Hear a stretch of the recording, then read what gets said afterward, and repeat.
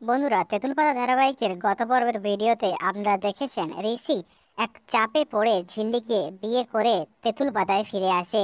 কিন্তু তেঁতুল পাতাতে এসে শুরু হয় এক বড় মহা বিপদ। হ্যাঁ বন্ধুরা, ঠিকই শুনছেন। ঋষির মা কিছুতেই ঝিল্লিকে মেনে নেবে না বলে ঠিক করে ফেলে। ঋষির মা ঝিল্লিকে অনেক উল্টো পাল্টা কথা শোনাতে পারে।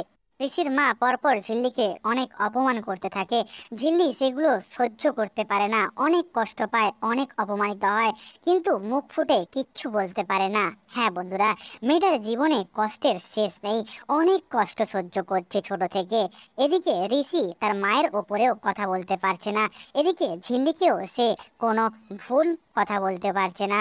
সে সবাইকে সামলাতে চাইছে কিন্তু কিছুতেই পারছে না। এইদিকে খোকো, মোমো, মিষ্টি ঝিল্লিকে দেখে খুব খুশি হয়। তাদের থেকে খুশি কেউ আর হয় না। এদিকে ঋষির বড় জেঠু জেঠিমা তারাও ঝিল্লিকে দেখে খুশি হয়, কিন্তু তারা জানতে চায় হঠাৎ করে কেন ঋষি বিয়ে করলো। ঋষি সবকিছু বলতে চাইলেও ঋষির মা কিছুতেই শুনতে চায় না। সে বলে, আমি কোনো কিছু শুনতে চাই না, ঝিল্লিকে আমি ঘরে তুলবো না। সে একটা সিদ্ধান্তে স্থির থাকতে চায়। হ্যাঁ বন্ধুরা, এইদিকে সিরিয়ান পিসি এসেও ঝামেলা করতে থাকে। ঠিক সেই মুহূর্তে এসে হাজির হয় আরো এক বড় বিপদ। সে আর কেউ নয়, হঠাৎ করে সেখানে উপস্থিত হয় রানা। এবং রানা এসে দেখে যে ঝিল্লি দাঁড়িয়ে আছে মাথা ভর্তি সিঁদুর নিয়ে, পাশে দাঁড়িয়ে আছে ঋষি। হ্যাঁ বন্ধুরা, সে সিরিয়াল পিসিকে জিজ্ঞেস করে এবং সিরিয়াল পিসি তাকে বলে যে ঋষি ঝিল্লিকে বিয়ে করে এনেছে। এটা শোনার পর রানা খুবই রেগে যায় এবং সে ঝিল্লিকে অনেক উল্টোপাল্টা কথা বলে এবং তাকে বাড়ি থেকে বেরিয়ে যেতে বলে। হ্যাঁ বন্ধুরা, সিরিয়াল পিসি এবং রানা মিলে ঝিল্লিকে বাড়ি থেকে বের করার জন্য উঠে পড়ে লাগে, কিন্তু ঋষি ঝিল্লির হাত ধরে তাকে আটকায়। হ্যাঁ বন্ধুরা, ঠিকই শুনছেন।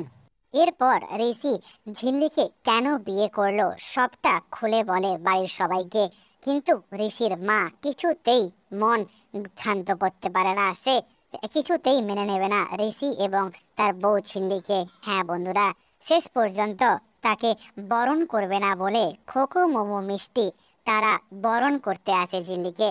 এবং ঝিল্লিকে বরণ করতে আসার সঙ্গে সঙ্গে ঝিল্লি তাদের জড়িয়ে ধরে এবং কান্নাকাটি করতে থাকে। অনেকদিন পর খোকো, মোমো, মিষ্টি ভালোবাসা পায় ঝিল্লির কাছ থেকে।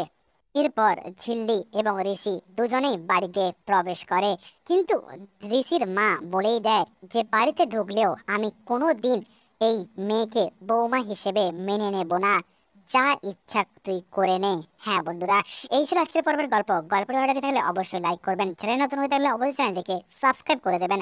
পরবর্তী পর্বে যখন ঝিলিকে আশীর্বাদ করতে যাচ্ছিল বাড়ির বড়রা, ঠিক তখনই রানা এসে সমস্ত কিছু লন্ডভন্ড করতে যায়, সব কিছু ভাইয়াজির নির্দেশে। হ্যাঁ বন্ধুরা, আগামী পর্বে এই ঘটনা ঘটতে চলেছে। আগামী পর্বের ভিডিও সবার আগে পাওয়ার জন্য চ্যানেলটিকে সাবস্ক্রাইব করে পাশে থাকা বেল আইকনটি অবশ্যই প্রেস করে দেবেন।